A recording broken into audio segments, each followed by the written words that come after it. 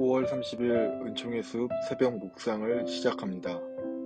하나님이 기준되는 삶을 살아야 합니다. 시편 82편. 시인은 하나님께서 하나님의 재판장에 나오셔서 신들을 모아 재판을 하시고 있다고 말하고 있습니다. 이어 시인은 하나님께서 재판장에 있는 신들에게 그들이 불공평과 악인의 편에 서서 있다는 것을 지적하고 있다고 노래합니다.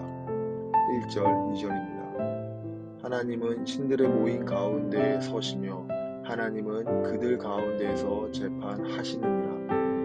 너희가 불공평한 판단을 하며 악인의 나쁘기를 언제까지 하려느냐. 이어 시인은 하나님께서 재판장에 있는 신들에게 명령하고 계신 것을 말합니다.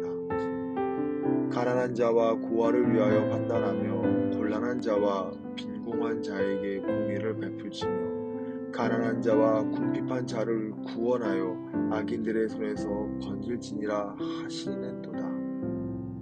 하나님에 대해서 말하는 시인의 의도는 하나님이 하나님 되심을 설명하는 동시에 하나님만이 모든 신들 가운데 유일한 참신이라는 사실을 다시 말하고자 하는 것입니다. 하나님의 백성들은 하나님에 대해서 알고는 있었지만 하나님을 알지는 못했습니다. 하나님께서 소중히 여기시는 것들에 대한 마음을 잊어버렸습니다. 다시 말해 하나님께서 소중히 여기시는 가난한 자, 고아, 곤란한 자, 궁핍한 자, 빈궁에 처한 자에 대해서 불의로 판단하고 그것도 모자라 그들을 향한 긍휼함도 베풀지 않았습니다. 살아계시며 참된 신이신 하나님께서는 정의와 긍휼을 소중히 여기십니다.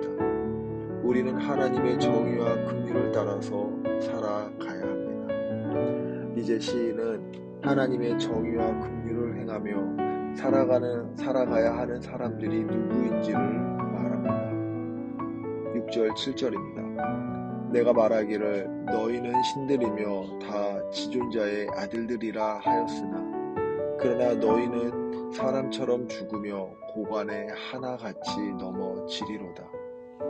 시인이 말하는 신들과 지존자의 아들은 모두 같은 대상입니다. 신들과 지존자의 아들로 불리는 이들은 고관입니다. 본문에서 말하는 고관은 지도자이고 그 지도자는 바로 오늘날의 우리입니다. 그렇기에 고관에 대한 책망은 다름 아닌 우리를 향한 책망이자 나를 향한 하나님의 책망입니다.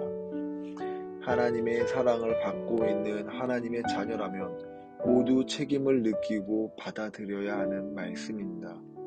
우리는 부름받은 하나님의 사람들로서 하나님의 뜻을 따라 살아야 합니다. 정의와 긍휼을 행하며 이웃을 돌보는 삶을 살아야 합니다.